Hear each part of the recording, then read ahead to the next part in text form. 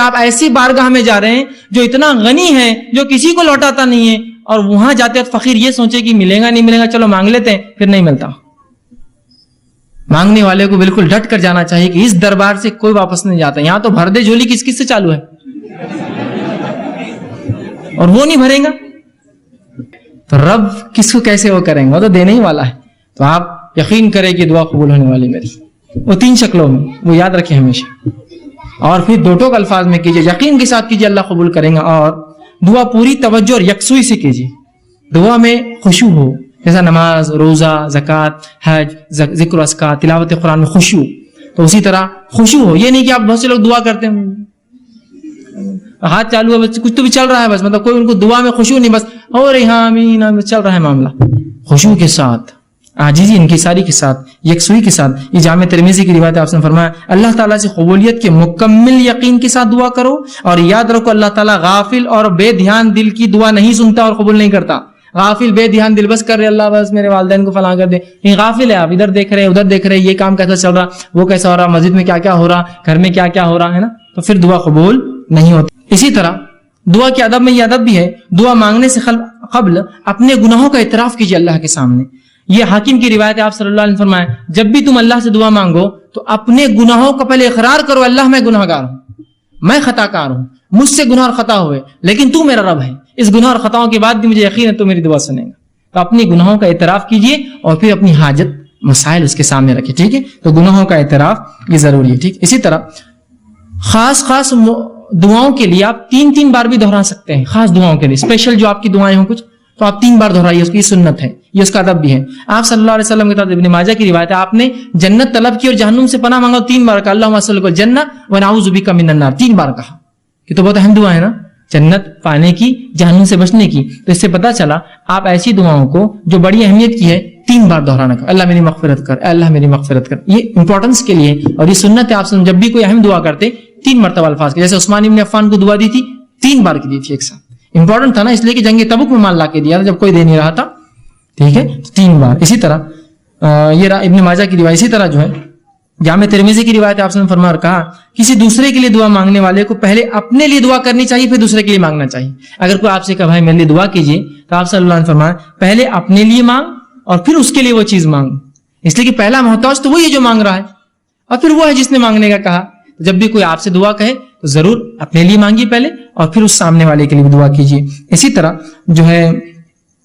جو یہ ابو داؤد کی روایت ہے, آپ صلی اللہ علیہ وسلم فرمایا کہ دعا جو ہے جامع ٹھوس الفاظ لیکن زیادہ معنی والوں سے دعا مانگنی چاہیے, مطلب تھوڑے ہو, ٹھوس ہو, مضبوط ہو, اور زیادہ اس کا معنی اس کے ساتھ کرنا چاہیے.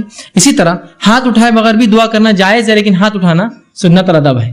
ہاتھ اٹھائے بغیر بھی کر سکتے ہیں, جیسے کہ آپ صلی اللہ علیہ وسلم نے نماز کے اندر تشہد کے اندر دعائیں کی, اس میں ہاتھ تھوڑی اٹھا سکتا آدمی. نماز کے تشہد میں, نماز کی مختلف ارکان میں, تو بغیر ہاتھ اٹھائے کے, تو بغیر ہاتھ اٹھائے کے بھی کر سکتے ہیں, ہاتھ اٹھا کے بھی کر سکتے ہیں. اسی طرح جو ہے دعا سننے والے کے لیے آخر میں آمین کہنا چاہیے. جو دعا سنے, جب کوئی دعا کرے آپ سن رہے تو آمین کہنا چاہیے, اس لیے کہ آمین کہنا یہ جو ہے اے اللہ قبول کر کے معنی میں ہے. صحیح مسلم کی روایت ہے, آپ نے فرمایا جب بندہ اللہ سے دعا کرتا ہے تو فرشتے آمین کہتے ہیں, اس کے لیے وہ دعا کر کے آمین کہتے ہیں. تو پتا چلا فرشتے دعا پر آمین کہتے ہیں, مطلب ہم لوگ بھی جب دعا کوئی کرے تو آمین کہنا چاہیے اس کے اوپر, لیکن دعا گناہ کی نہ ہو اور خطے تعلق کی نہ ہو. یہ 2 دعاؤں پہ نہیں کہنا چاہیے, کیونکہ یہ دعائیں مانگنا غلط بھی, اللہ قبول بھی نہیں کرتا, کہ گناہ کی کوئی دعا یا خطے تعلق. جیسا کوئی دعا کرا اللہ لڑکی کو لیکن بھاگنا آسان کر دے, بہت سے لوگ کرتے ہیں ایسی دعائیں, ہوتے ہیں نا ایسی دعائیں.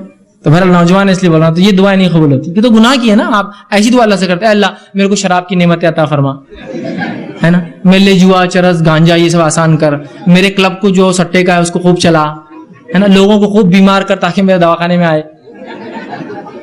گناہ کی ہے نا بھائی, بیمار لوگ ہوتے رہیں گے, دواخانے آتے رہیں گے, الگ چیز ہے, آپ دعا نہیں کر سکتے, اس کی گناہ ہے نا. ایک غلط چیز کی دعا کر رہے ہیں آپ, سمجھے. جیسے پنکچر کی کسی نے دکاندار تو آپ کیا دعا کریں اللہ خوب پنکچر ہو گاڑیاں اس شہر میں میرے پاس آئے. پنکچر تو فطری چیزیں ہوں گی, آپ دعا نہیں, آپ یہ کریں گے اللہ میرے رزق میں برکت دے. اب وہ کیسی ہوں گی وہ ایک الگ چیز ہے, آپ بات سمجھ رہے, یہ دعا ہونی چاہیے, تو گناہ کی دعا نہیں ہونی چاہیے. اسی طرح معمولی سے معمولی چیز بھی اللہ سے مانگنا چاہیے.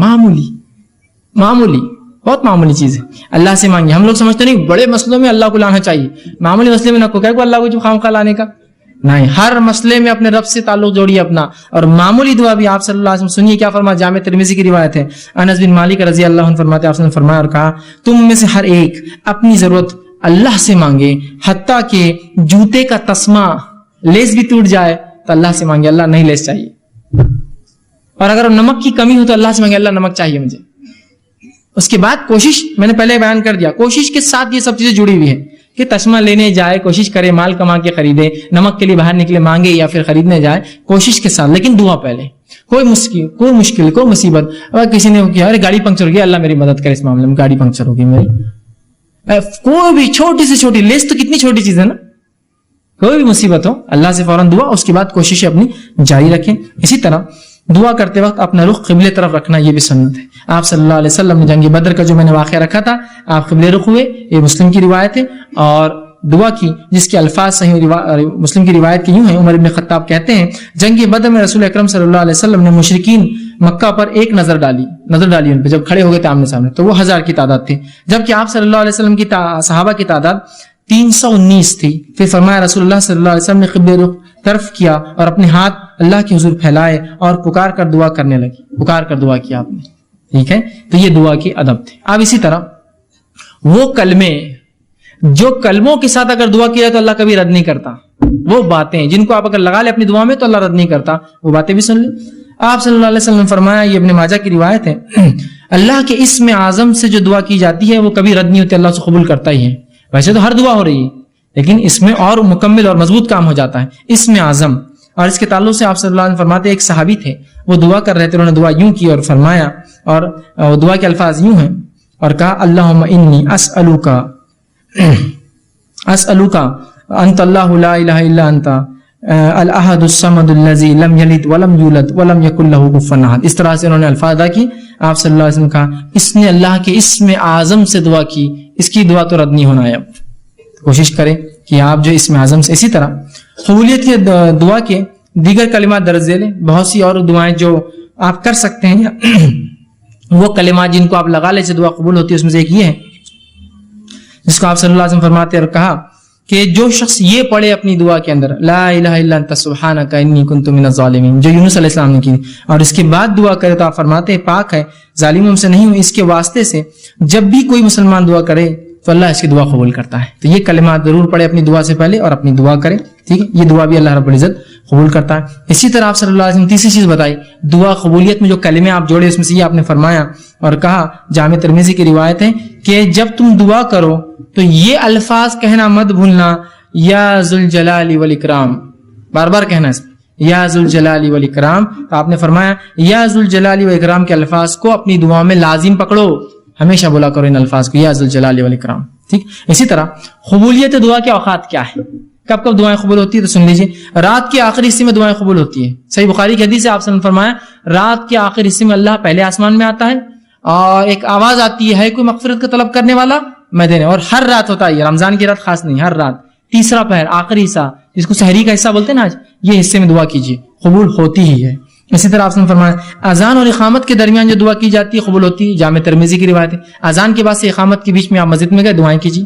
اسی طرح سجدے میں دعائیں قبول ہوتی ہیں. آپ صلی اللہ علیہ وسلم فرمایا, صحیح مسلم کی روایت ہے, جب بندہ سجدے میں ہوتا ہے اللہ سے سب سے نزدیک ہوتا ہے, تو لہٰذا تم اس میں خوب دعائیں مانگو, تو سجدے میں دعا ہوتی ہے. اسی طرح جمعہ کے دن ایک ایسی گھڑی ہے جس میں اللہ تعالیٰ دعا قبول کرتا ہے, یہ بخاری کی حدیث ہے. اور ایک حدیث کے مطابق آپ نے فرمایا وہ گھڑی عصر اور مغرب کے بیچ آتی ہے, وہ تھوڑا وقفہ ہوتا ہے. کوشش کرے کہ جمعہ کے دن بار بار ہر وقت زیادہ سے زیادہ دعائیں کرے تاکہ جب بھی وہ گھڑی ہو, ایک قول کے مطابق عصر سے مغرب کے بیچ ہے, لیکن وہ ایک دن کبھی بھی آتی ہے وہ گھڑی دن بھر میں. اسی طرح آپ صلی اللہ علیہ وسلم میدان جنگ میں اگر مسلمان کافروں کے لشکر کے سامنے ہو یا گتھم گتھا ہو اور اس میں اگر وہ دعا کرے تو ایسی دعا اللہ کبھی رد نہیں کرتا اور قبول کرتا ہے. ٹھیک ہے, یہ روایت جو ابو داؤد کی ہے. اسی طرح بارش جب نازل ہو رہی ہے, آپ نے فرمایا اگر کوئی دعا کرے, حکیم کی روایت ہے, اللہ اس دعا کو بھی قبول کرتا ہے. جب بارش برستی ہے اللہ کی رحمت ہوتی ہے, یاد رکھیے. اللہ نے روک رکھا ہے, ایک الگ بات ہے ہم سے یہ رحمت ابھی بھرا اس مہینے میں, لیکن جب بھی بارش برسے یاد رکھیے, تو بارش جب برستی ہے رحمت ہوتی ہے, مطلب اللہ خوش ہے اس بستی سے, برسا رہا ہے, ہم سے ناراض اس لیے نہیں برسا رہا ہے, بہرحال تو خوش ہوتا ہے. تو لہٰذا آپ دعا ضرور کیا کیجیے, اس لیے کہ بارش کے وقت دعا کرے تو اللہ قبول کرتا ہے اس دعا کو. حکیم کی روایت. اسی طرح عرفہ کے دن 9 ذی الحجہ میں جو ہے عرفہ میں یوم عرفہ جو 9 ذی الحجہ کی دعا بھی قبول ہوتی ہے. جب حاجی میدان عرفہ میں ہوتے ہیں اور دعائیں کرتے ہیں, اللہ ان کی دعاؤں کو رد نہیں کرتا. ترمذی کی روایت. اسی طرح توبہ کرنے والے کی دعا جو ہے دن ہو یا رات ہو, کبھی بھی جو ہے اس کی دعا قبول ہوتی ہے توبہ کرنے والے کی. اس لیے کہ آپ صلی اللہ علیہ وسلم نے فرمایا, صحیح مسلم کی روایت ہے, جب کوئی شخص رات توبہ گناہ کرتا ہے اور دن میں توبہ کرتا ہے, اللہ اس کی سن لیتا ہے. دن میں گناہ کرتا ہے, رات توبہ کرتا ہے, سن لیتا ہے. مطلب گناہگار آدمی صبح اور شام کبھی بھی دعا کرے قبول ہو رہی اس کی دعا. دیکھیے آپ, ہم سمجھ رہے نیکوکاروں کی ہوتی ہے, یہاں تو گناہگار کے بارے میں آ رہی ہے حدیث. یہ گناہگار آدمی صبح اور شام جب دعا کرے توبہ, اس کی توبہ قبول کرتا ہے اللہ. دعا ہی تو کرتا ہے اللہ, معاف کر تو قبول کر رہا ہے اللہ. رات کرتا ہے اور صبح مانگتا ہے تو قبول ہوتی ہے, صبح کرتا ہے اور رات مانگتا ہے تو قبول ہوتی ہے. تو گناہگار آدمی بھی اگر جب بھی مانگے اللہ سے, مطلب دن اور رات تو قبول ہوتی ہے. اسی طرح دعا قبولیت کی ایک اوقات یہ بھی ہے, زمزم. جب انسان زمزم پی, آپ صلی اللہ علیہ وسلم فرماتے ہیں, ابن ماجہ کی روایت ہے, کوئی شخص زمزم کو جس نیت سے پیتا ہے اللہ اس چیز کو قبول کرتا ہے. صحت کے لیے, بیماری کے لیے, مصیبت کے لیے, کوئی چیز کی دعا کر کے زمزم پیجیے, انشاءاللہ عزیز قبول ہوں گی یہ دعا. ٹھیک ہے, تو یہ بھی جو ہے وہ تمام چیزیں جو دعا قبولیت کی گھڑیاں. اسی طرح اب وہ لوگ جن کی دعائیں قبول نہیں ہوتی, وہ کام جن کے کرنے سے دعا اللہ قبول نہیں کرتا, ایسے لوگ غور سے سنیے. آپ صلی اللہ معاف کرنا, وہ لوگ جن کی دعا اللہ قبول کرتا ہے وہ کون ہے؟ پھر اس کے بعد جن کی نہیں کرتا ہے وہ ہم دیکھیں گے. وہ کون لوگ ہیں جن کی اللہ دعا قبول کرتا ہے؟ یہ پہلا مظلوم, اللہ مظلوم کی دعا قبول کرتا ہے. اور دعا بد دعا ایک ہی چیز ہوتی ہے, عربی میں یاد رکھیے. اچھے الفاظ اچھی چیز کے لیے مانگی جائے تو دعا ہوتی ہے, برے کے لیے مانگا تو بد دعا ہوتی. کسی بھی آپ نے ظلم کیا اور دعا کر اللہ اس ظالم کو ختم کر, تو یہ مظلوم کی دعا درخت بد دعا ہوتی ہے اس کے, لیکن اس کی دعا ہے اللہ سے مانگتا ہے نا, تو مظلوم کی دعا رد نہیں ہوتی. مسافر کی دعا کبھی رد نہیں ہوتی. اور اسی طرح فرمایا باپ کی دعا بیٹے کے حق میں کبھی رد نہیں ہوتی. یہ بات یاد رکھیے. عموماً مائیں دعا کرتی بچوں کے لیے, نہیں پہلے باپ کرے. باپ کی دعا اولاد کے حق میں کبھی رد نہیں کرتا اللہ. سمجھ رہے کیوں بتایا گیا؟ اس لیے کہ عموماً باپ دعا کہاں کرتے ہیں, مرد زیادہ دعاؤں کے عادی نہیں ہوتے, عورتیں پھر بھی مائیں بہت کرتی بچوں کے لیے, باپ نہیں کرتا ہے. نہیں, باپ نہیں کرنا چاہیے زیادہ دعائیں, ماں بھی کرے, میں انکار نہیں کرتا ہوں, خوب کرے, لیکن باپ پہلے کرے. اس لیے کہ حدیث میں ہے کہ باپ کی دعا رد نہیں ہوتی بیٹے کے حق میں. ضرور کرے اپنے بچوں کے لیے باپ دعا. آپ سے فرماتے ہیں, ابن ماجہ کی روایت ہے, 3 آدمیوں کی دعا قبول ہو جاتی ہے جس میں کوئی شک نہیں, کوئی سیکنڈ اوپینین تھاٹ نہیں. پہلا مظلوم کی دعا, دوسرا مسافر کی دعا, اور والد کی دعا اپنے بیٹے کے حق میں. تینوں چیزیں میں قبول ہوتی ہے. اسی طرح آپ صلی اللہ علیہ وسلم فرماتے ہیں غازی کی دعا قبول ہو جاتی ہے, ٹھیک ہے, اور حج اور عمرہ کرنے والے کی دعا قبول ہوتی ہے. غازی جو میدان جنگ میں انسان ہے, اور حج اور عمرہ, اس کے تعلق سے آپ نے فرمایا, ابن ماجہ کی حدیث آپ نے فرمایا, جہاد فی سبیل اللہ کرنے والا اور حج اور عمرہ کرنے والا اللہ کا مہمان ہے, اللہ نے انہیں بلایا تو وہ آ گئے, لہٰذا اللہ سے اگر وہ سوال کرے تو اللہ انہیں عطا کرے گا. سوال کرے, حاجی بھی مہمان ہے, مجاہد بھی مہمان ہے, سوال کرے بس اللہ عطا کرے گا ان کو. ٹھیک ہے. اسی طرح نیک اولاد کی دعا والدین کے حق میں قبول ہوتی ہے. ہم سے سمجھتے بڑے چھوٹوں کو دے سکتے, چھوٹے ہی بڑوں کو دے دعا, جہاں باپ کی بیٹے کے لیے ہوتی, بیٹے کی باپ کے لیے بھی ہوتی ہے قبول. آپ صلی اللہ علیہ وسلم فرماتے ہیں, مسند احمد کی روایت آپ نے فرمایا کہ ایک آدمی نے اللہ رب العزت سے جب وہ جنت میں جائیں گا تو پوچھیں گا, اللہ میرے نام اعمال میں کچھ نیکیاں ایسی ایسی اور ایسی لکھی تھی جو میں نے کی نہیں تھی, کبھی میں نے وہ کام کیے نہیں تھے. تو اللہ رب العزت کو بتائیں گا اور کہیں گا یہ وہ دعائیں ہیں جو تیرا لڑکا تیرے لیے دنیا میں کیا کرتا تھا, اس کے بدلے میں تجھے اجر دے رہا ہوں آج. تو باپ کی بیٹے کے لیے, بیٹے کی باپ کے لیے, دونوں کے ایک دوسرے کے لیے رد نہیں ہوتی. سمجھ رہے ہیں آپ بات کو؟ اسی طرح آپ صلی اللہ علیہ وسلم فرماتے ہیں اور کہتے ہیں خوشحالی میں جو اور فراوانی میں جو اللہ کو یاد رکھتا ہے, اللہ تعالیٰ تنگ دستی میں اس کی دعاؤں کو قبول کرتا ہے. بڑی اچھی حدیث سنیے, جامع ترمذی کی روایت آپ سے فرماتے ہیں اور کہتے ہیں جو شخص یہ پسند کرتا ہے کہ مصیبتوں اور تکلیف اور مشکل حالات میں اللہ اس کی دعا قبول کرے تو اسے چاہیے کہ خوشحالی کے وقت میں خوب اللہ سے دعا کرے. بلکہ ہم تو کبھی بھی بدحالی میں دعا کرتے اللہ سے, خوشحالی میں کہاں یاد آتی؟ خوشحالی میں تو بس معاملہ بالکل وہ ہو جاتا. نہیں, جو خوشحالی میں اللہ کو یاد رکھتا ہے تو اللہ تنگ دستی اور بدحالی میں جو ہے اس کو کیا کرتا ہے؟ یاد کرتا ہے. یاد رکھیے, سمجھ رہے آپ؟ تو اس کی بھی ہوتی ہے. اسی طرح روزے دار کی دعا قبول ہو جاتی ہے. آپ صلی اللہ علیہ وسلم فرماتے ہیں جب روزے دار کوئی روزہ رکھتا ہے, بحقی کی روایت ہے, تو اللہ رب العزت اس کی دعا قبول کرتا ہے. اسی طرح بیمار کی دعا بھی قبول ہو جاتی ہے. اور وہ شخص, وہ انسان جو اپنے بھائی کے لیے دعا کرے, غائبانہ دعا, یاد رکھیے, جو اپنے بھائی کے لیے غائبانہ دعا کرے اللہ رب العزت کو بھی قبول کرتا ہے. بحقی کی روایت آپ صلی اللہ علیہ وسلم فرمایا, کہا مریض کی دعا یہاں تک کہ وہ ٹھیک نہ ہو جائے قبول ہوتی ہے, اور بھائی کی دعا بھائی کے لیے جب غائبانہ کرے تو قبول ہوتی ہے. اور قبول ہونے والی دعاؤں میں سب سے جلدی جو دعا قبول ہوتی ہے وہ ایک بھائی کے لیے جب دوسرا بھائی غائبانہ دعا, اور بھائی سے مراد یہاں سگا بھائی نہیں, مسلمان بھائی جب دوسرے مسلمان بھائی کے لیے غائبانہ دعا، اس کے موجودگی میں تو کوئی بھی دعا کرتا ہے، غائب پیچھے کرتا ہے پیٹ کے، یہ سب سے جلدی قبول کر لیتا اللہ، اس لیے کہ دوسرے بھائی نے کیا اس کے لیے دعا. ٹھیک ہے، تو یہ تھا وہ لوگ جن کی دعائیں قبول ہوتی ہیں. اب وہ لوگ جن کی دعائیں قبول نہیں ہوتی وہ کیا اسباب ہے؟ سنیے. رزق کے حرام کھانے والا، اس کی دعا قبول نہیں ہوتی. رزق کے حرام، آج حرام رزق کھاتے ہیں کھلاتے ہیں، بلکہ رزق حرام پر پرورش پانے والی کی بھی دعا نہیں قبول ہوتی. مکھائی کمانے والا نہیں، اس کو کھانے والا بھی دعا قبول نہیں ہوتی اس کی. آپ صلی اللہ علیہ وسلم فرماتے ہیں ایک شخص کا، پھر آپ صلی اللہ علیہ وسلم نے ایک شخص کا ذکر کیا جو طویل سفر میں ہے، جس کے سفر کی وجہ سے گرد و غبار، دھول مٹی سے اس کا چہرہ بھرا ہوا ہے، اور اس کے بعد جو ہے وہ دونوں ہاتھ آسمان کی طرف کرتا ہے. وہ حج یا جہاد کے سفر پر ہے اور دونوں ہاتھ آسمان کی طرف کر کے اللہ سے دعا کرتا ہے، اے اللہ میری دعا قبول کر. اللہ کہتا ہے میں اس کی دعا کیسے قبول کروں؟ اس کا کھانا حرام، اس کا پینا حرام، اس کے کپڑے حرام، اس کی پرورش حرام پر ہوئی ہے. حرام کھانے والا ہے، حرام کمانے والے، حرام پر پرورش جس کی بھی اللہ دعا نہیں خود. اس لیے میں نے کہا تھا اولاد کی تربیت میں، اس کے حق میں اولاد کو حلال مال کھلائیے. آپ اس کو حرام مال کھلائیں گے، اس کی تربیت اور اس کی دعاؤں کو آپ برباد کر رہے ہیں. حلال مال کی بڑی اہمیت. کم کمائیے، مت کمائیے، لیکن حلال کمائیے. جو بھی ہوتا ہے نا، مت سے مراد یہ کہ اب آدمی کچھ نہیں بڑا پریشان حال ہے، بہت کم ہوتا ہے، لیکن حرام کے اس میں مت جائیے. رشوت خوری، سود کے اوپر تجارتیں، اسی طرح لوٹ مار، اس کی ٹوپی اس کے سر ڈال دی، ادھار پیسے لگی کھا گئے، ایسا لوگوں نے زندگی گزار لے رہے ہیں. یاد رکھیے دعائیں نہیں قبول ہوتی آپ کی. اپنی مغفرت کی دعا کوئی بندہ نہ کر سکے، وہ رب جو حیا دار ہے اور سخی ہے، اگر وہی آپ کی دعائیں نہ قبول کرے، یا ایسا عمل جس سے آپ کی وہ رب ہی دعا قبول نہ کرے، اس سے بری بات کیا ہو سکتی؟ ہو سکتی کوئی بری بات اس سے؟ حرام مال پہلی چیز، صحیح مسلم کی روایت تھی. دوسرا، جو گناہ کے لیے دعا کریں گے اور خطا رحمی کے لیے، اس کی دعا قبول نہیں ہوتی. گناہ کے لیے آپ دعا کریں، خطا رحمی رشتہ توڑنے کی، اس کی دعا قبول نہیں ہوتی، پہلے وضاحت میں کر چکا ہوں. اسی طرح غفلت اور لاپرواہی سے کرنے والے کی دعا قبول نہیں ہوتی.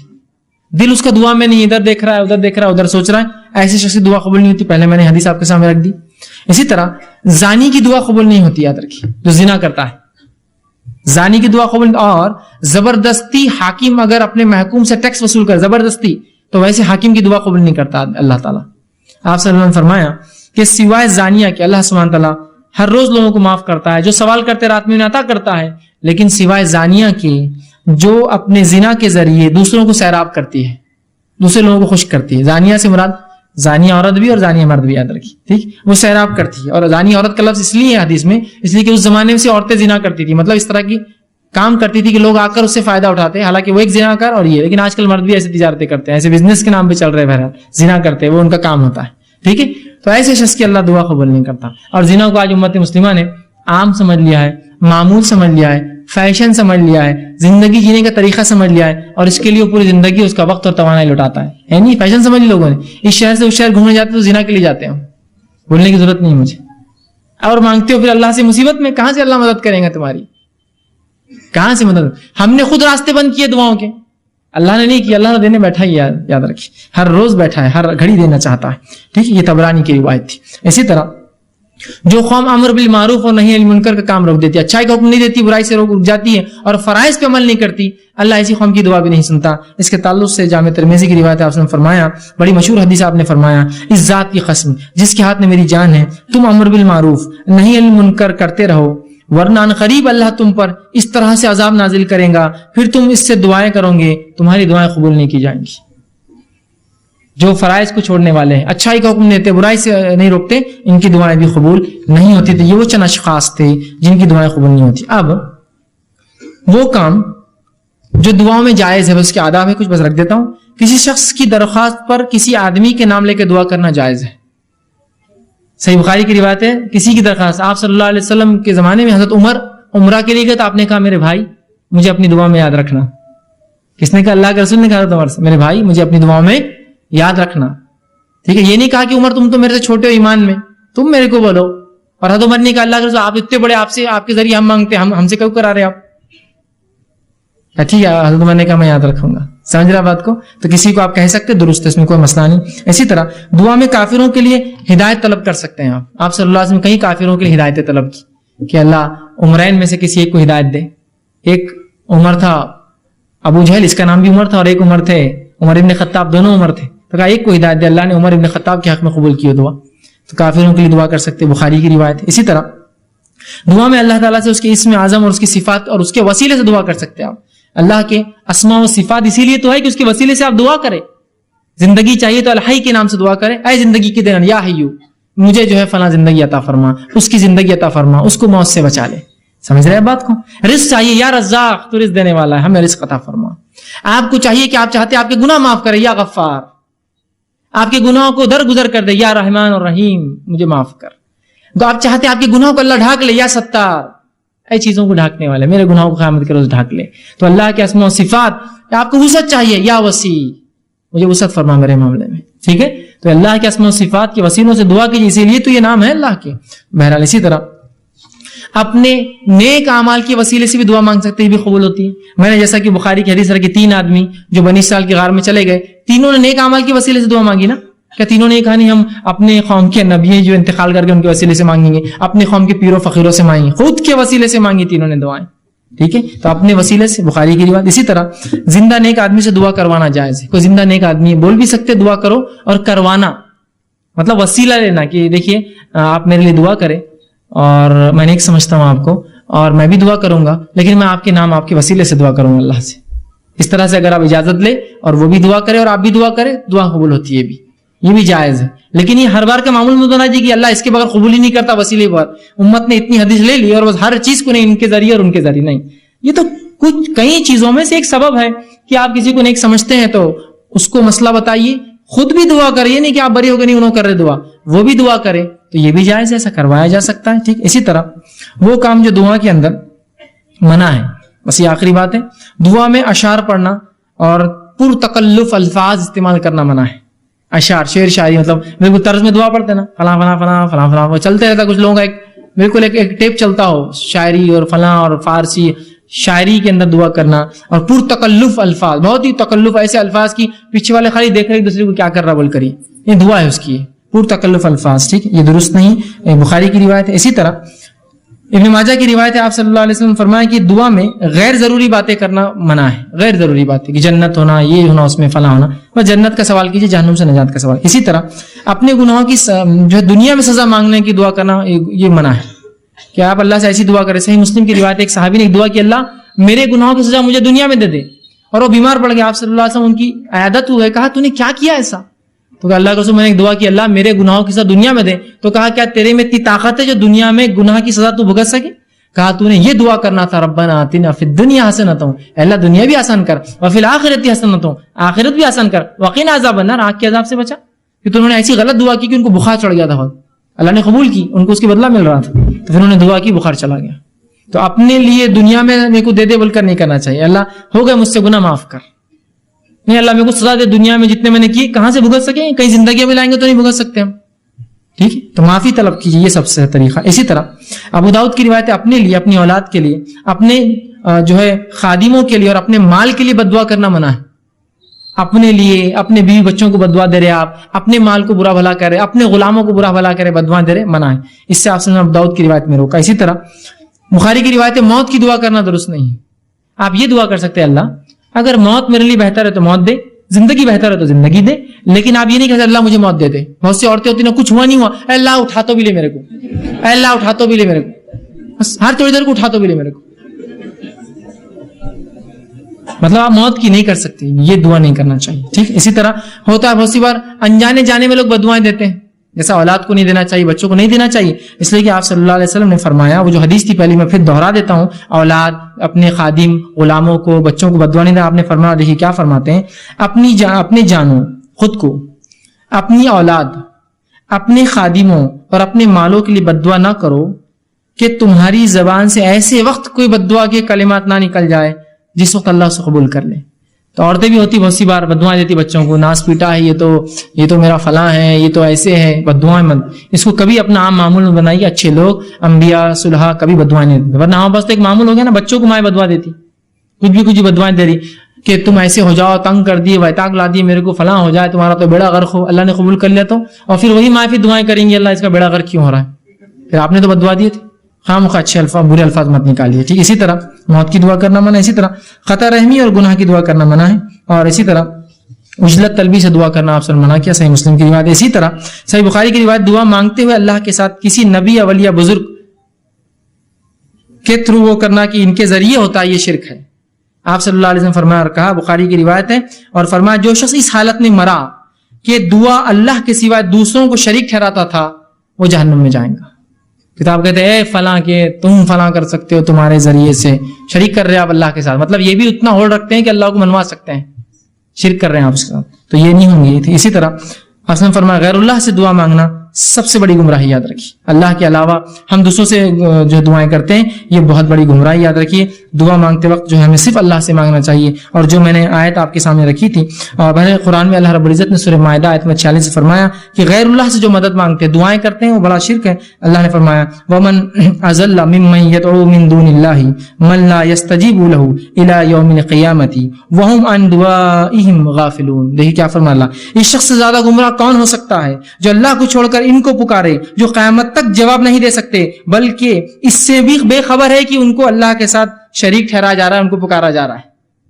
آج انہیں سے مانگتے ہیں نا جو سن بھی نہیں سکتے ہماری بات، بے خبر ہے ہماری باتوں سے، کہاں کہاں جا کے مانگ رہے ہیں آپ، جو سن بھی نہیں سکتا، اس کو پتہ بھی نہیں چلے قیامت دن میرے کو شریک کر دیا تھا اس نے اللہ کے ساتھ، ٹھیک ہے، تو یہ دعا مانگنا حرام ہے۔ اسی طرح جو ہے اللہ رب العزت نے دعاؤں کے تعلق سے قرآن نے بڑی وہ ترغیب دلائی، اور اللہ کے علاوہ دعا مانگنا بہت سخت گناہ بتایا۔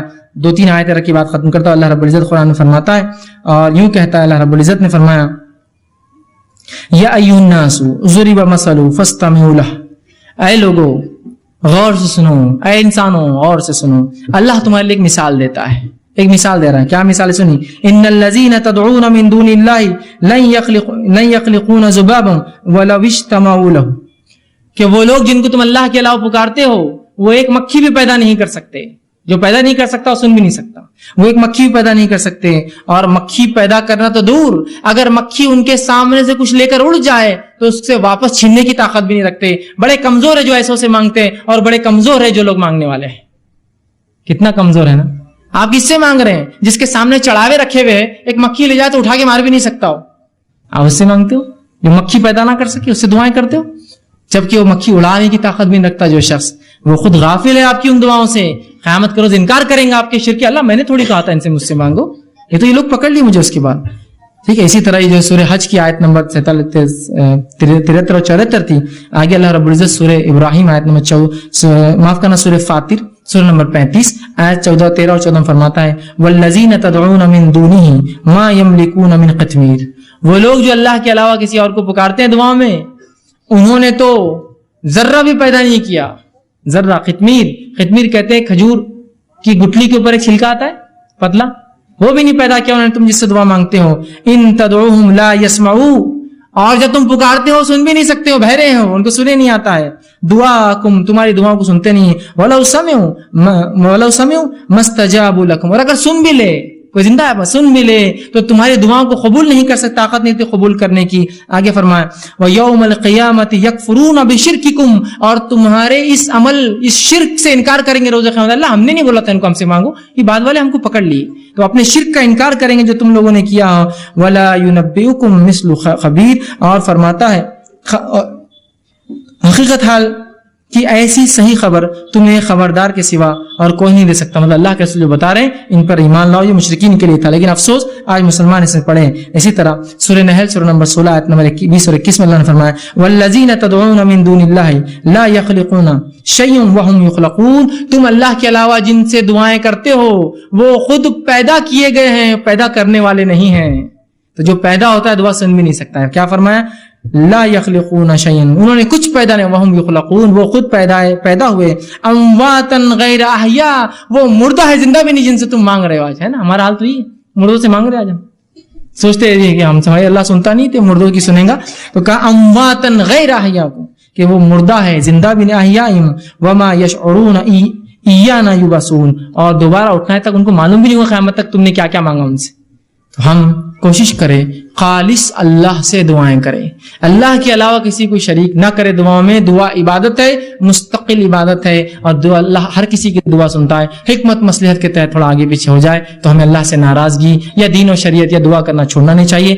دعا بڑا افضل عمل ہے، یہ مومن کا ہر مصیبت پریشانی، دنیا کی ہر تکلیف اور مصائب کے خلاف بہترین ہتھیار ہے۔ کوشش کے ساتھ ہمیں چاہیے کہ ہر بار اللہ سے ہم دعا کریں، خوب دعائیں کریں، خوب دعائیں کرے گی، کم از کم قبول، اگر ظاہری نہ ہو تو آخرت میں باطنی اجر اس کا ضرور انشاءاللہ ملے گا۔ اسی پر اپنی بات ختم کرتا ہوں۔ اللہ رب العزت سے دعا ہے کہ اللہ سبحانہ تعالیٰ ہمیں جو ہے کہنے سننے زیادہ جو عمل کی توفیق عطا فرمائے، جو کچھ کہا سنا گیا اس پہ عمل کرنے کی توفیق دے، کتاب و سنت کی صحیح فہم صحیح سمجھ ہمیں عطا فرمائے، دعاؤں کی کثرت کرنے کی اور صحیح دعائیں مانگنے کی ہمیں توفیق دے، اور اللہ رب العزت ہماری دعاؤں کو قبول کرے۔ وآخر دعوانا الحمدللہ رب العالمین، سبحان ربک رب العزت عما یصفون وسلام علی المرسلین والحمدللہ رب العالمین۔ بسم اللہ الرحمن الرحیم، الحمدللہ رب العالمین، والصلاة والسلام علی خاتم النبیین والمرسلین، رب اشرح لی صدری ویسر لی امری واحلل عقدۃ من لسانی یفقہوا قولی، اما بعد۔ جی السلام علیکم، میرا نام عمران آمودی ہے۔ میرا یہ سوال پہلے جو صابر صاحب نے جو درس دیا اس پہ ہے کہ انہوں نے کہا کہ جو سوال جواب آمنے سامنے ہوں گے، اللہ کے روبرو کھڑے رہ کے ہوں گے، تو اس میں کوئی پردہ نہیں ہوگا، جبکہ جب میرے معلومات میں یہ تھا کہ اللہ کا دیدار صرف جنت ہی کرے گی، تو اس کے بارے میں تھوڑی بتا چاہیے۔ میں نے ایک سوال کیا تھا پچھلے عنوان کے تعلق سے کہ اللہ رب العزت کا دیدار سوال آمنے سامنے ہوگا، لیکن انہوں نے کہا کہ میں نے پڑھا کہ اللہ کا دیدار تو صرف مومن کریں گے، تو دیکھیے وہ اسی معنی میں کہ دیدار صرف مومن کریں گے، لیکن ہر بار آمنے سامنے ہونے سے مراد نہیں کہ ظاہر ہو اللہ رب العزت ان پر۔ بات سمجھ رہے آپ؟ جیسا مثال کے طور پر میں کسی خاتون سے بات کروں، ہم آمنے سامنے، لیکن کیا میں اس کا دیدار کر سکتا ہوں؟ اگر غیر محرم ہو تو پردے میں ہوتی ہو، حالانکہ آمنے سامنے ہیں، بات چیت ہو رہی ہے، لیکن وہ پردہ جو ہے وہ آڑ بن گیا ہمارے لیے، سمجھے آپ بات کو؟ تو آمنے سامنے سے مراد اللہ رب العزت کے وہ سامنے حاضر ہوں گے، لیکن وہ اللہ کو دیکھ نہیں پائیں گے، تو ہر بار کسی چیز کے سامنے حاضر ہونے کا مراد اس کو دیکھنے میں بھی نہیں ہے۔ ایسا مثال کے طور پر آپ کسی کے سامنے حاضر ہوئے اور انٹرویو دیا، لیکن وہ شخص انٹرویو لینے والا آپ کے سامنے نہیں تھا، وہ آپ کو کہیں اور سے بیٹھ کر دیکھ رہا تھا، ٹھیک ہے؟ تو اسی معنی میں ہے کہ حاضر ہوں گے مطلب اللہ کے سامنے جائیں گے، اس کا معنی ضروری نہیں کہ اللہ کو دیکھیں گے، اور صرف مومن ہی ہوں گے جو روز قیامت اللہ رب العزت کا دیدار کریں گے، ٹھیک؟ بعد میں اس کا ادراک نہیں کریں گے، صرف دیدار کریں گے۔ جس طرح سے 14ویں کے چاند کو ہم دیکھتے ہیں، اسی طرح اللہ کے رسول صلی اللہ علیہ وسلم فرمایا کہ ہم جو اللہ رب العزت کو 14ویں کی چاند کی طرح دیکھ سکتے ہیں، ٹھیک؟ اسی معنی میں۔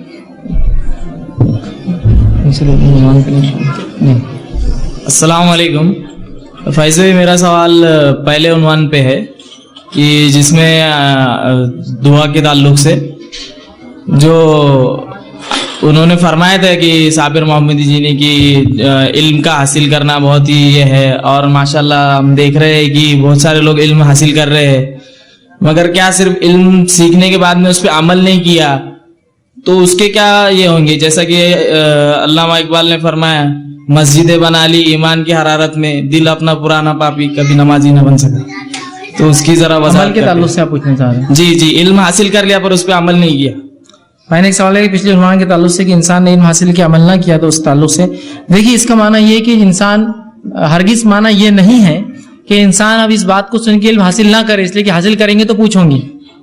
بہت سے لوگ ایسے ہوتے ہیں۔ جب میں کالج میں تھا، ایک بچے کو ایک بار وہ گانا گا رہا تھا، میں نے اسے کہا گانا گانا درست نہیں، تو اس نے کان میں ہاتھ ڈالی، کہا سنے تو عمل کرنا پڑے گا نا، میں سنا نہیں ابھی وہ۔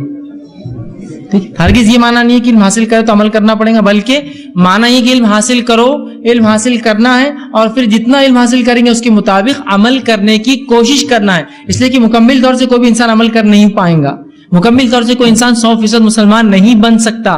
ہم مکمل اپنی زندگی کے خاتمے تک اسلام پر عمل کرنے کی کوشش ہی کرتے رہیں گے اور چلے جائیں گے دنیا سے، سمجھ رہے ہیں بات کو؟ تو لہذا اس کا معنی یہ کہ علم خوب حاصل کرو تاکہ شرک، بدعت، خرافات، برائی سے بچو، اور اس کے بعد جتنا علم حاصل کیا کوشش کرو کہ جتنا ہو سکتا اس پر عمل کو، خطا انشاءاللہ معاف ہو جائیں گے۔ کسی نے ایک سوال کیا کہ میرا سوال یہ ہے کہ میں نے اپنی زندگی میں کچھ ایسے مسئلے تھے جس کی بنا پر زنا کیا، لیکن میں ابھی وہ چیز کرنے کے بعد بہت زیادہ پریشان ہوں اور اللہ تعالیٰ سے دعا جو ہے کرتا ہوں وہ مجھے معاف کر دے، کیا ایسی دعا قبول ہوں گی؟ سب سے پہلی چیز تو دیکھیے، اگر کسی بھی شخص نے کتنا بھی بڑا جرم کیا ہو زندگی میں، کتنا بھی بڑا جرم، کتنا بھی بڑا گناہ، حتیٰ کہ رب کے ساتھ شرک بھی کیا ہو، اگر سچے دل سے معافی مانگا انشاءاللہ اس کی توبہ اللہ قبول کرے گا۔ میرا باپ چونکہ آج عنوان توبہ نہیں ہے، استغفار اور توبہ، لیکن کوئی بھی گناہ کتنا ہی سنگین کیوں نہ ہو، چاہے اس نے زنا کیا ہو، انشاءاللہ اللہ معاف کریں گے۔ لیکن میں ہرگز دعوت نہیں دے رہا ہوں کہ آپ گناہ کیجئے، اللہ معاف کرنے والا ہے، اس بات کو بالکل واضح ہو آپ کے ذہن میں۔ گناہ اگر کسی سے ہو گیا، ایسا وہ کہہ رہے کہ مجبوری میں کسی سے گناہ ہوا زنا والا عمل، تو یاد رکھیے، لیکن اب زندگی میں اگر اس نے سچی توبہ کی ہے تو اللہ رب العزت سچی توبہ کو بڑا پسند کرتا ہے، اور اتنا پسند کرتا ہے، سچی توبہ کو اتنا پسند کرتا ہے کہ صحیح مسلم کی روایت کے صحیح حدیث مسلم کی روایت کے مطابق آپ صلی اللہ علیہ وسلم فرماتے ہیں ایک شخص جو ہے ریگستان میں ہے اور اس کا اگر اونٹ گم جائے ساز و سامان کے ساتھ تو وہ اس شخص کتنا پریشان ہوگا، اور اگر اس کے بعد اس کا اونٹ مل جائے تو وہ کتنا خوش ہوگا۔ اللہ سبحانہ تعالیٰ اس سے بھی زیادہ خوش ہوتا ہے جب اس کا بندہ گناہ سے توبہ کرتا ہے۔ لیکن ہرگز اس کا مطلب نہیں ہے کہ آپ گناہ کیجئے، اگر ایسے کوئی گناہ آپ سے زندگی میں کبھی بھی ہوں گے، اللہ سے آپ سچے دل سے اگر توبہ کریں گے تو انشاءاللہ العزیز اللہ سبحانہ تعالیٰ معاف کریں گا۔ توبہ کی شرائط 3 ہیں، ایک سب سے پہلے دل میں نادم ہو، دوسرا اللہ سے توبہ کرے، تیسرا وہ عمل کو کبھی نہ کرے، اور اگر انسانوں کا معاملہ ہو تو چوتھا اس انسان سے معافی مانگے۔ تو اگر یہ معاملہ اللہ کے ساتھ ہے آپ کا تو آپ اللہ سے توبہ کرے، آئندہ یہ عمل نہ ہونے دے، اور اس کے بعد جس شخص کے ساتھ یہ عمل ہوا اگر اسے معافی مانگنا مناسب ہے تو بس ٹھیک ہے، نہ تو بہرحال اس میں کوئی حرج نہیں ہے، لیکن چونکہ وہ بھی گناہ گار ہے اس معاملے میں، ٹھیک۔ لیکن اگر بہرحال اب وہ معاملہ ہو چکا ہے، اگر اس سے معافی مانگنے سے معاملہ اور بڑھ سکتا ہے تو پھر مت کیجیے، اس لیے کہ پھر اس طرف آپ جائیں گے، ٹھیک۔ تو لہٰذا آپ اللہ سے معافی مانگیں انشاءاللہ عزیز، اللہ تعالیٰ آپ کی یہ دعا، چونکہ مغفرت کی دعا یہ بھی بہرحال ایک دعا ہے، جو توبہ ہم کرتے ہیں دعا ہے، اللہ اس کو قبول کرتا ہے۔ کسی نے ایک سوال کیا، مجھے ایک میسج آیا تھا، اس میں ایک دعا تھی اور لکھا تھا کہ یہ دعا 10 لوگوں کو بھیجو تو آپ کی مصیبت دور ہو جائیں گی، 6 لوگوں کو بھیجو تو دعا قبول ہوگی، کیا یہ صحیح ہے؟ اور آخر میں لکھے تھے کہ اللہ پر بھروسہ ہو تو ضرور بھیجنا، ایسے وقت میں کیا کریں، لوگوں کو میسج بھیجے یا نہیں؟ کسی نے اچھا سوال کیا۔ دعاؤں کے تعلق سے غلط فہمی یہ ہوتی ہے چونکہ لوگوں سے کروائے، کوئی بھائی اپنے لیے کرے تو قبول ہوتی ہے، تو لوگ کیا کرتے ہیں کاغذوں پر دعا یا کچھ لکھ دیتے ہیں اور بولتے ہیں اب اس کو 10 لوگوں میں بانٹو، 10 لوگوں تک پہنچاؤ، اگر ایمان والے ہو تو ضرور پہنچانا۔ بہت سے میسج مجھے بھی آتے ہیں اگر ایمان سچا ہے تو سب مسلمانوں کو بھیجو۔ میں نے کہا اتنے کروڑوں مسلمان ہیں، میں کہاں سے بھیج سکتا اکیلا آدمی؟ سب کو بھیجو، ایمان ہے تو شرط بھی لگا دی انہوں نے، طے کر لیا، نہیں ہے تو مطلب نہیں بھیجے مطلب ایمان نہیں۔ پھر اس پہ 10 لوگوں کو بھیجو تو دعا پوری ہو جائیں گی، 6 لوگوں کو بھیجو تو فلاں ہو جائیں گا۔ یہ تو ٹھیک تھا، اب اس میں یہ بھی لکھا ہوا رہتا اگر نہیں بھیجے تو ایک آدمی مر گیا، ایک کا بچہ مر گیا، ایک کی نوکری چلے گئی، اور ایک نے کر دیا تو اس کی لاٹری لگ گئی، اس کا فلاں ہو گیا۔ دیکھیے یہ سب فالتو باتیں ہیں، اس کی شریعت میں کوئی حیثیت نہیں۔ اپنی دعا آپ کیجیے، ایسے کوئی میسج بھیجنے سے یا لکھ کر دینے سے یہ ہو سکتا ہے میسج موبائل کمپنیاں اور کسی زمانے میں زیروکس کمپنیوں کا چال ہوں گی کہ بھائی زیروکس لوگ زیادہ بانٹے، میسج کرے تو بھیج دیا ایک میسج لا الہ الا اللہ، بھیجو کتنے لوگوں کو دو کتنا ثواب ملے گا، بھیجتے لوگ لا الہ الا اللہ، اس کو میسج کرتے لوگ کتنا ثواب ملے گا۔ یہ کون سا طریقہ ہے ثواب حاصل کرنے کو سمجھ میں نہیں آ رہا۔ ایسا تو راستے پہ کھڑے ہو جا، ناکہ بندی کر دو، چلو لا الہ الا اللہ، نکلو باہر، لا الہ الا اللہ نکلو، کتنا ثواب مل رہا، کتنا ثواب ملے گا؟ ہر دن اپنے محلوں کو روک دو، ہر مسلمان آنے کو لا الہ پڑھو، آگے جاؤ چلو لا الہ پڑھو، کتنا ثواب ملے گا؟ کوئی لاجک ہے اس کے پیچھے؟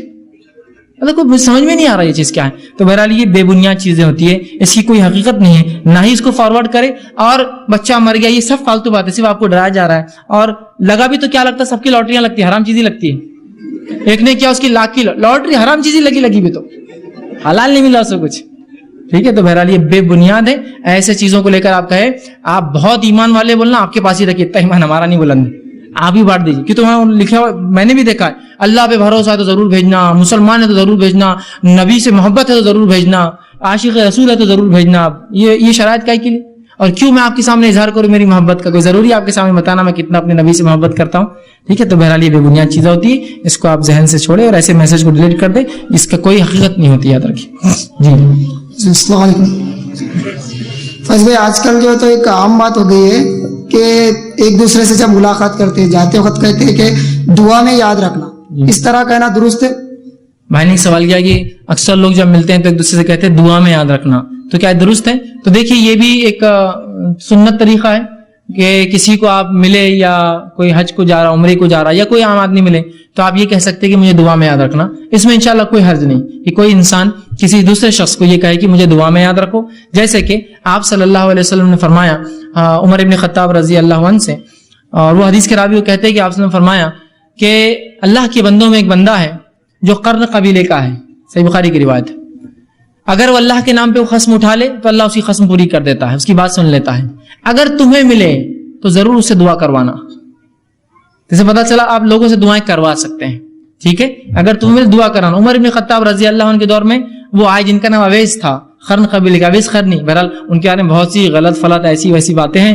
حقیقت یہ ہے بس اتنا ہی واقعہ آتا صحیح بخاری میں ان کے تعلق سے. تو جب وہ ملے آپ عمر بن خطاب رضی اللہ عنہ کو، تو آپ نے ان سے ملے اور کہا کہ مجھے دعا میں یاد رکھنا، اس لیے کہ آپ صلی اللہ علیہ وسلم آپ کے بارے میں یہ کہا تھا. ٹھیک ہے بات سمجھ. تو آپ اس معاملے سے یا بہت سی اور بھی روایت میں جہاں آپ نے خود دوسرے صحابہ سے کہا، تو اس سے ہم سمجھ سکتے ہیں کہ آپ کسی نیک متقی آدمی کو ملے تو کہہ سکتے دعا میں یاد رکھو انشاءاللہ، جس میں کوئی برائی نہیں ہے اور کوئی قباحت والا معاملہ نہیں.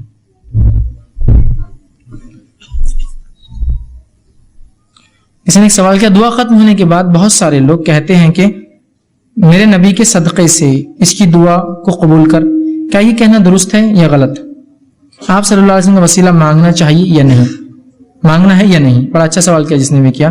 پہلی چیز تو یہ، بہت سے لوگ اپنی دعا کے خاتمے میں اے اللہ اس دعا کو نبی کے صدقے، وسیلے، طفیل، واسطے اور پتہ نہیں کیا کیا اس کے الفاظ ہوتے ہیں اس سے قبول کر.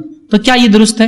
تو یاد رکھیے جب تک نبی اکرم صلی اللہ علیہ وسلم حیات تھے، زندہ تھے دنیا میں، تب تک آپ کے وسیلے سے دعا کرنا درست تھا، اور وہ بھی ان 4 شرائطوں کے ساتھ. زندہ ہو، متقی ہو تو ظاہر سی بات اللہ کے رسول ہے تو نبی ہے تو متقی کا مسئلہ نہیں، زندہ ہونا شرط ہے.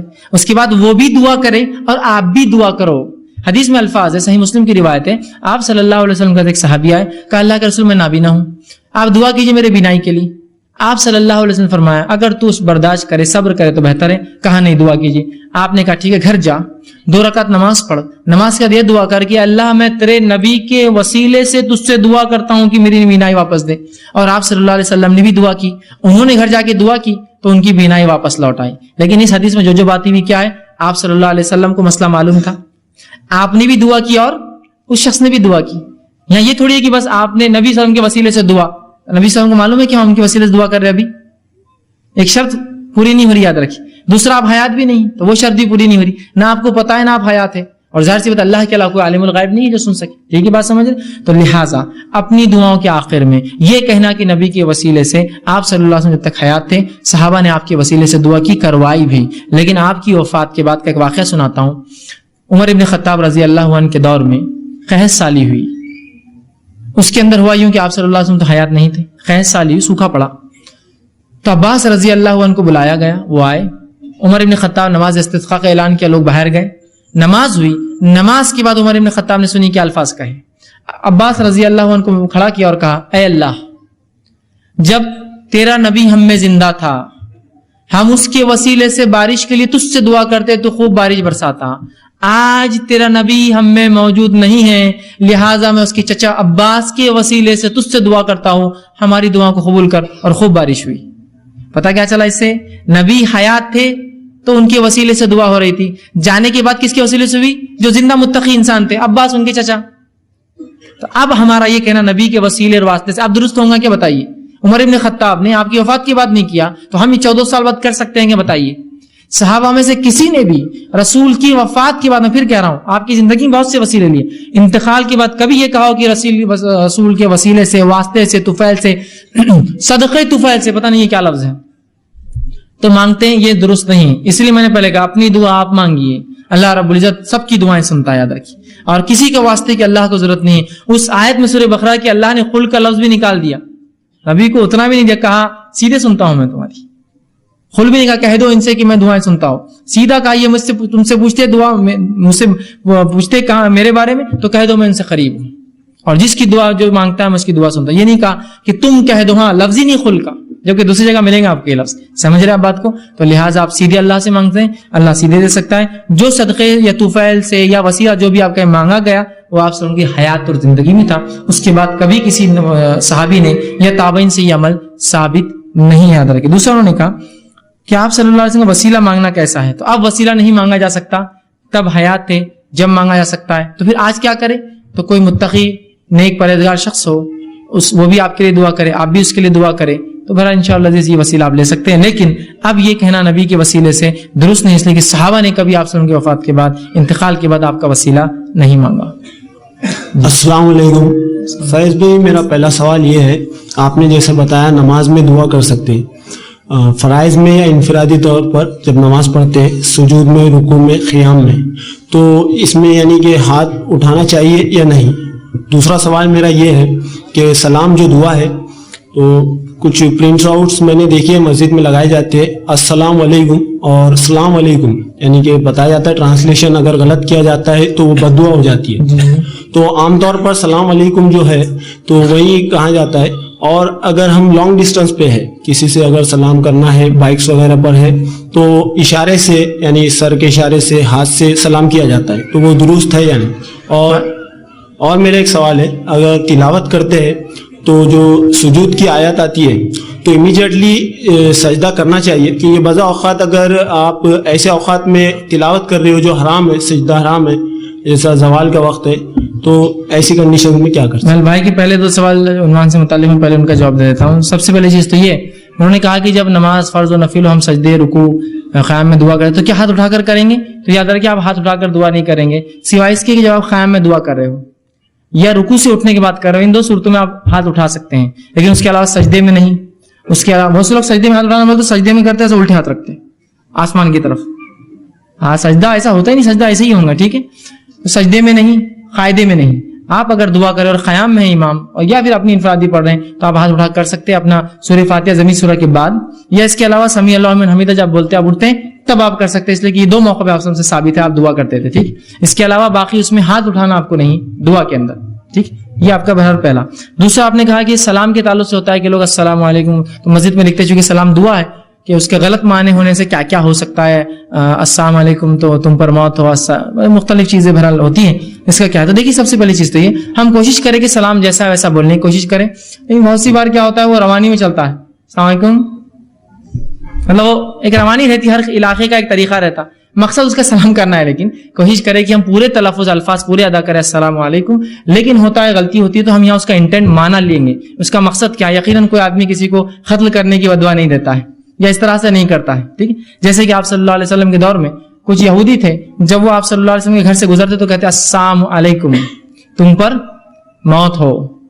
تو عائشہ رضی اللہ عنہا تھوڑی سی جذباتی تھی، عمر میں بھی کم تھی، ایک مرتبہ جب کہا تو اٹھی اور کہا وعلیک السلام تجھ پر بھی موت ہو. آپ نے کہا عائشہ ایسا جواب نہ دو، وہ بد اخلاق ہے تو کیا ہوا، تم بد اخلاقی مت کرو، ان سے جانے دو، ٹھیک ہے.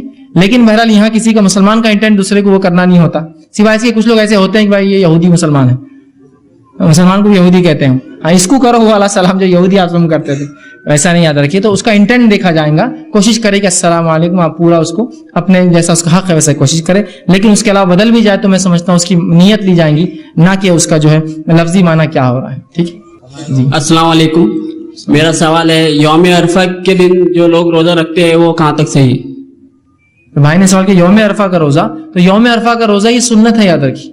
آپ صلی اللہ علیہ وسلم فرمایا کہ حاجی جب عرفہ کے میدان میں جائے جو 9 ذی الحجہ ہوتا ہے تو تم لوگ روزہ رکھو، ٹھیک. اور یہ روزے کی فضیلت یہ بتائی کہ یہ 2 سال کے گناہوں کا کفارہ ہے. اور ایک روزہ جو 9، 10 یا 10، 11 محرم کا ہوتا ہے اس کی فضیلت یہ بتائی کہ وہ 1 سال کے گناہوں کا کفارہ ہے. تو یہ نفل روزہ 2 سال کے گناہوں کا کفارہ ہے. کسی نے ایک سوال کیا کہ کیا قرآن پڑھنے کے بعد دعا کر سکتے ہیں؟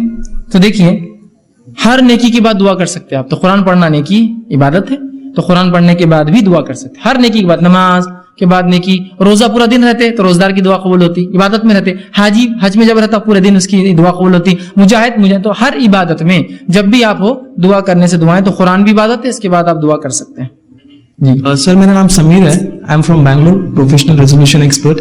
میرا ایک سمپل سا کوشچن ہے سر کہ جو انسان شرک پہ مر گیا، مسلمان تھا بٹ شرک پہ مر گیا، تو اس کے حق میں ہم دعا کر سکتے کیا؟ First question. اینڈ دوسرا کوشچن میرا یہ ہے سر کہ رمضان مہینے میں افیکٹولی اور مطلب بڑی تعداد میں خاص کر کے عورتیں جو قرآن بخشتے ہیں، I know it's wrong actually but people doesn't understand, تو اس کے بارے میں وضاحت کرنا چاہتا ہوں کہ ثواب جاتا ہے ان کا، اس کے بارے میں. پہلا آپ کا سوال کیا تھا؟ سر میرا سوال تھا کہ جو لوگ کوئی بندہ مسلمان تھا بٹ شرک پہ مر گیا، تعویذ. جی پہلا سوال یہ کہ ایک شخص جو مسلمان تھا اور وہ شرک پر مر جائے تو کیا اس کے لیے دعا کر سکتے ہیں؟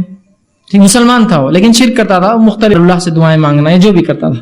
تو پہلی چیز اگر ایسا مسلمان جس کے بارے میں آپ کو یقین ہو کہ وہ شرک پر مرا، یقین ہو، تو اس کے لیے پھر دعائیں مغفرت نہیں ہو سکتی. اس لیے کہ اللہ رب العزت نے کہا کہ ایک مومن مسلمان کہ جو مومن کو زیبا نہیں ہے کہ جو مشرکین کے لیے دعا کرے.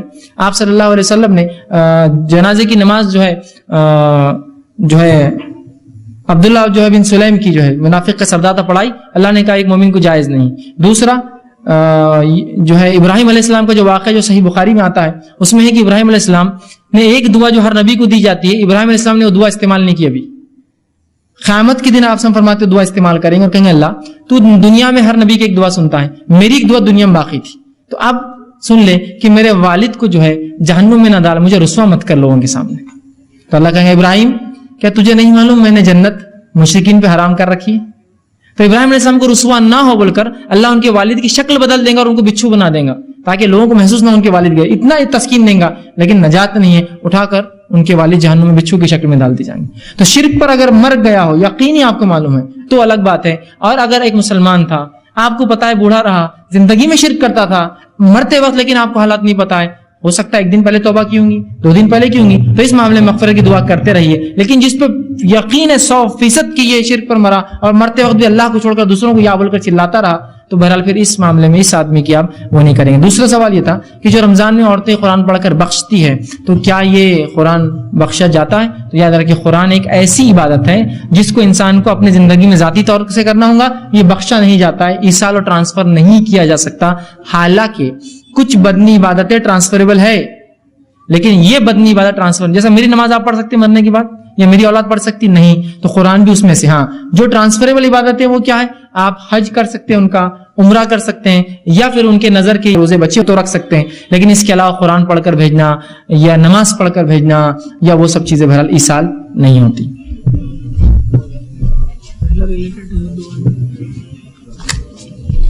ایک سوال کیا والدین کے خبر پر جا کر دعائیں کی جا سکتی ہیں؟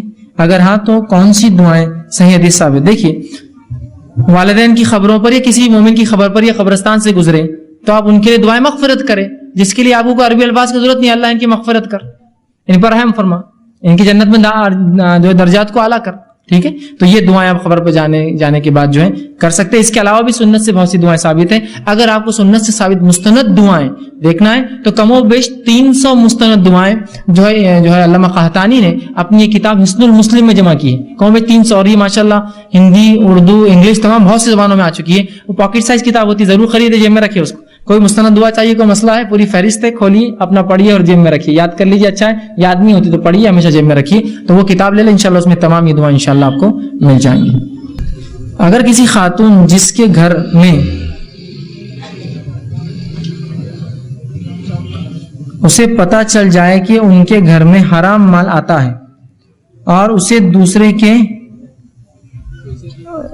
ذریعے کوئی جگہ نہ، دوسرے کے پاس کوئی جگہ نہ ہو جانے کے لیے، تو اس حال میں وہ کیا کریں؟ دیکھیے عورتیں چونکہ ماتحت ہوتی ہے مردوں کی، اور یہاں حرام مال سے مراد 100% حرام ہے. یاد رکھیے تھوڑا بہت نہیں، جو ایسا ایک انسان جاب کرتا ہے، تنخواہ بھی آتی ہے اور رشوت بھی لیتا ہے، تو یہ حرام حلال مکس ہے. تو مکس میں کوئی مسئلہ نہیں، وہاں آپ گمان کریں گے اچھے سے میں کھا رہی ہوں یا پی رہی ہوں. لیکن چونکہ ایک عورت ہے اور اگر 100% بھی اگر حرام آ رہا ہے تو ایک عورت ماتحت ہوتی مرد کے، تو ظاہر سی بات ہے گھر چھوڑ کر نہیں جا سکتی. والد سے گزارشات کر سکتی، چونکہ لڑکا تو ٹھیک ہے بالغ کما لیں گا، لڑکی تھوڑی کر سکتی. تو یہاں وہ مجبور ہے، تو انشاءاللہ عزیز اللہ تعالیٰ اس کی اس کراہت کو دیکھیں گا کہ کس کراہت سے وہ رہ رہی ہے، کہ وہ جانتی ہے 100% باپ کی کمائی، 100% شوہر کی کمائی حرام ہے. اب نکاح ہو گیا، باپ کے ماتحت ہے، شادی نہیں ہوتی، کیا کریں گی؟ کہیں جا کے رہ نہیں سکتی ہے. تو یہاں وہ ہر بار تاکید کریں گی اور صرف اتنا پیسہ استعمال کریں گے اپنے گھر والوں کا جتنا ضرورت ہے، اس سے زیادہ نہیں. سمجھے آپ؟ اس لیے کہ وہ حرام ہے، اس کو پتا ہے. لیکن 100% شرط ہے، جہاں 100% اور عورت ہے تو مجبور ہے اس کو وہیں رہنا ہے دل میں کراہت رکھتے ہوئے. اور جہاں معاملہ مکس ہے تو انشاءاللہ آپ امید کیجیے کہ میں حلال سے کھا رہی ہوں، حلال سے پہن رہی ہوں، اور جو حرام آ رہا ہے وہ اپنے لیے استعمال کر رہے ہیں. السلام علیکم. یہ جو جنگ بدر میں کوئی بولتے 313 صحابی ہے، کوئی بولتے 319 ہے، کوئی بولتے 321 ہے، تو تینوں میں کون سا صحیح ہے؟ دیکھیے جنگ بدر میں جو صحابہ کی تعداد ہے، عربی میں جو لفظ اس کے لیے استعمال ہوتا ہے اس کا معنی ہوتا ہے 311، 313، 315، 317 یا 319 میں سے کچھ تعداد تھی. اس کے لیے 313 کا لفظ نہیں عربی میں. عربی میں جو لفظ استعمال ہوا ہے وہ ہوتا ہے کہ 310 سے اوپر اور 320 سے نیچے کی تعداد تھی وہ صحابہ کی. تو وہ 11 ہو سکتی ہے، 313 ہو سکتی ہے، 315 ہو سکتی ہے، 317 ہو سکتی ہے، 319 ہو سکتی ہے، 300. ٹھیک ہے. تو عمر ابن خطاب کی جو حدیث ہے اس میں انہوں نے کہا 319 تھے ہم، کچھ صحابہ نے کہا 313 تھے، کچھ نے کہا 317 تھے. مطلب وہ تعداد کم و بیش 9 लोगों के या 7 लोगों के डिफरेंस से या 6 लोगों के डिफरेंस से थी कि 313 से 319 के बीच में वो तादाद थी. किसी ने कहा आगे सवाल किया क्या हम नामहरम से दुआ कर कैसे दुआ नामहरम के लिए दुआ कर सकते हैं? तो याद रखिए इंसान किसी भी इंसान के लिए दुआ कर सकता है. कोई महरम हो, जैसे मिसाल तो कोई दुआ करे अल्लाह उम्मत मुस्लिमा की खवातीन के साथ अच्छा मामला कर, उनके साथ अच्छे रिश्ते होता है ना, परेशान है बच्चियों के साथ अच्छा, कोई मसला वो नामहरम है लेकिन दुआ कर सकते हैं, ठीक है. तो कोई इंसान नाम है. लेकिन अगर आपका खास सवाल है कि ये खास नामहरम क्या उसके लिए मैं दुआ कर सकता हूँ? बहुत से नौजवान होते हैं बस उनकी दुआएं क्या होती है, कॉलेज स्कूल से निकल गए कॉलेज में चले गए तो एक खास कोई लड़की उनको पसंद आती है उसके लिए पूरी दुआएं, और लड़की को लड़का पसंद उसके लिए खास दुआएं. ऐसा नहीं करना चाहिए. इसलिए क्या अपनी दुआओं को क्यों कभी कभार बददुआ की शक्ल में कर रहे हैं? आपको नहीं पता, आप खैर की दुआ कीजिए. और अल्लाह ने वैसे हालात लाए कि आपके निकाह के लिए घर वाले तैयार है, तब आप ढूंढ सकते हैं लड़कियां. आप पहले से तय करके रखेंगे क्या होगा तो नहीं चलेंगे, जबकि आपके घर वाले भी राजी नहीं हो संभल के लिए. तो बहरहाल आम एतबार से कोई भी शख्स किसी के लिए भी दुआएं कर सकता है खैर की. बस इंशाल्लाह ये हम आखिरी सवाल लेंगे ताकि. अस्सलाम वालेकुम. मेरा सवाल है नमाज इस्तिखार का क्या तरीका है? नमाज इस्तिस्का, बारिश की नमाज. पहले सवाल के बारिश की नमाज का क्या तरीका है? तो देखिए ये बारिश की नमाज दुआ है. दर हकीकत आप घर से निकलेंगे और किसी खुले मैदान इलाके उसमें जाएंगे, उसके बाद कोई इकामत कोई उसमें वो नहीं होगी, इमाम खड़ा होगा 2 रकात नमाज पढ़ाएगा. नमाज पढ़ाने के बाद वो उल्टे हाथ रख के दुआ करेगा, ठीक है. अगर चादर ओढ़ के गया तो चादर का रुख बदलेगा. आप सब चादर बदलेंगे तो उल्टी को सीधी सीधी उल्टी आपने किया, मतलब अल्लाह हालत बदले, हमारे हाथ को उल्टा करते और दुआ करते लोग आमीन कहते. तो ये नमाज इस्तिस्का का तरीका. आखिर दावाना अल्हम्दुलिल्लाहि रब्बिल आलमीन. सुभान रब्बिका रब्बिल इज्जति अम्मा यसिफून व सलामुन अलल मुरसलीन वल्हम्दुलिल्लाह.